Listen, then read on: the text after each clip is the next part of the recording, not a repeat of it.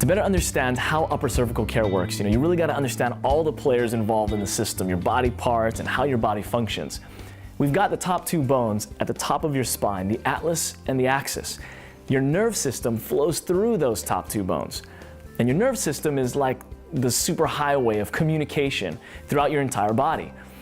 And where is that communication coming from and going to? That's right, your brain. Sometimes patients really have a hard time grasping upper cervical because it makes too much sense. They ask me, could it really be that simple? And yeah, actually it is. It's as simple as stepping on a garden hose. Let's say, for example, you have a garden hose connected to the water spout, okay? Turn that garden hose on, water's flowing freely. Well, you come over, you put your foot on that garden hose. Now what's gonna happen to the water coming out the hose? Well, obviously it's gonna be diminished, possibly even cut off altogether. Well, the same thing happens with your body. I think that most people recognize that the world's greatest drugstore is within your own body. It knows how much cortisone to produce and how much antihistamine to produce. It even knows how much cholesterol to produce, provided the system that regulates that is able to do so.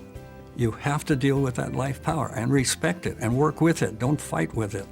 Let it have its way.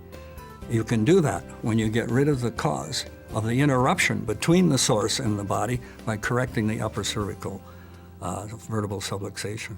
So if the brain can't communicate with some part of the body, it's going to get sick.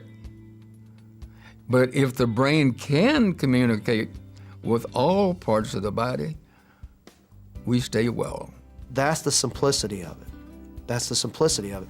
And people can't, you can give them the garden hose analogy that there's a source for the water and you step on the hose and the water doesn't water the grass, and when you remove your foot from the hose, the water comes out and waters the grass and the grass grows. And it's too simple for them. It's just too simple. There's got to be something more to that.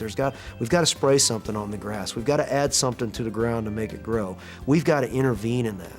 And the wonderful thing about the body and the complexity of it is that it's intelligent in itself. It's a self-healing organism. It just doesn't need any interference to its function. And all we do is correct that, and we can expect health.